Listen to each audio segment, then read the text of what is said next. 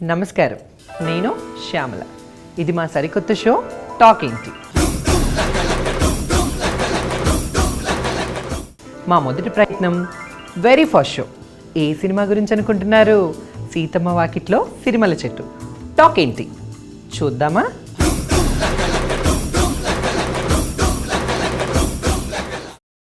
సీతమ్మ వాకిట్లో సిరిమల్ల చెట్టు అంటే ఓ కమ్మదనం, మనదైన ఓ తెలుగుదనం, ఆప్యాయత అనురాగాల వెచ్చదనం.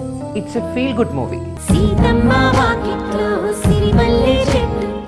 సిల్వర్ స్క్రీన్ పై సిల్వర్ జూబ్లీ జరుపుకున్న big star victory Venkatesh, mind blowing, fantastic, super star of the millennium Mahesh Babu, Dil Raju production, బోల్డ్ అంత హై బడ్జెట్, స్టార్ కాస్టింగ్, హడావిడి అనుకుంటే సీతమ్మ వాకిట్లో సిరిమల్ల చెట్టు ఈ సింపుల్ అండ్ బ్యూటిఫుల్.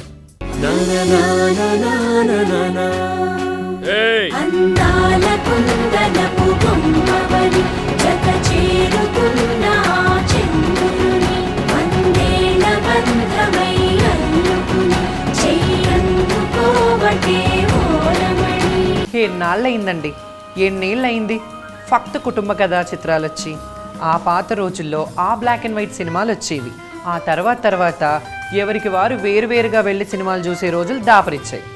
ఇలాంటి నేపథ్యంలో వచ్చిన కుటుంబ కథా చిత్రమే ఇది. ఆగండ్రా, ఇద్దరు కలిసి బయటకు వెళ్ళొద్దు, రావద్దంటే వినరు. అందరు కళ్ళు మీ మీదే ఉంటాయి. దిష్టి లేదు, గాడిద గుడ్డు లేదే. ఒరే ఆగ్రా, అసలు దిష్టి బయట తీస్తారు, మాట వినరు. సరాసరి లోపలికి వచ్చేసారు. తిని ఇరుగు దిష్టి, పొరుగు దిష్టి, ఊళ్ళో వాళ్ళ దిష్టి. కథ విషయానికి వస్తే, పచ్చని గోదావరి జిల్లాలోని ఒక చిన్న ఊరి కథ. రేలంగి మావయ్య అంటే ప్రకాష్ రాజ్. ఆయనకి ఇద్దరు కొడుకులు, పెద్దోడు చిన్నోడు. మీకు తెలుసు, పెద్దోడంటే విక్టరీ వెంకటేష్, చిన్నోడంటే మహేష్ బాబు. వాళ్ళిద్దరివి వేరు వేరు మనస్తత్వాలు. ఆ పెద్దోడు చూస్తే మాట పడ్డు, నేను ఎలానే ఉంటాను, నేను నాలాగా ఉంటాను. ఈ చిన్నోడేమో మాటలతో పూర్లు వండేస్తాడు. బేసిక్గా మీకు అబ్బాయిలంటే ఇష్టమే, పచ్చిగా చెప్పాలంటే కసి. పెద్దోడిది ఎవ్వరికి తలొంచని మనస్తత్వం. ఒకరి కోసం నేను మారేదేంటి అంటాడు. చిన్నోడికి కొంచెం లౌక్యం ఎక్కువ. ఎలాంటి పన్నైనా చటుక్కున చేసేస్తాడు. ఎవరినైనా తన దారిలోకి తెచ్చుకుంటాడు. ఆకాశం తిరిగినట్టుగా కూడనిదేదో జరిగినట్టు కిం కర్తవ్యం అని కలవరపడడం కొందరి తరహా. అవకాశం చూసుకుంటూ ఆటంకాలొడుపుగా దాటుకుంటూ పాఠంగా దూసుకుపోతే మేలని కొందరి సలహా. అనుకుంటే మాత్రం ఏర్పడి చేస్తా.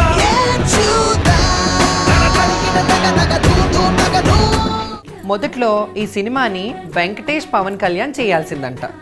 ఎందుకో ఏమో నాకు తెలియదు కానీ పవన్ కళ్యాణ్కి బదులు తర్వాత ఈ ప్రాజెక్ట్లోకి మహేష్ ఎంటర్ అయ్యాడు. మహేష్ వెంకటేష్ బ్రదర్సా? ఏజ్ గ్యాప్ ఎక్కువ కదా, ఎలా ఉంటారబ్బా అని ఆలోచించా. కానీ ఎంత బాగా కుదిరిందండి. పెద్దన్నయ్య అంటే వెంకటేష్లా ఉండాలి, శిల్పి తమ్ముడు అంటే మహేష్ లానే ఉండాలి.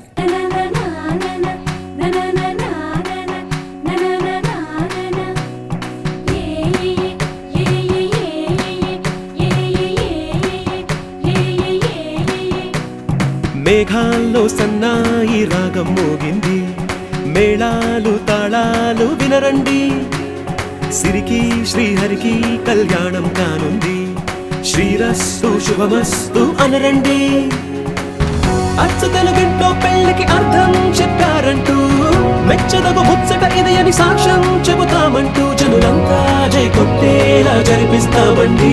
అందాల కుందనపు బొమ్మవని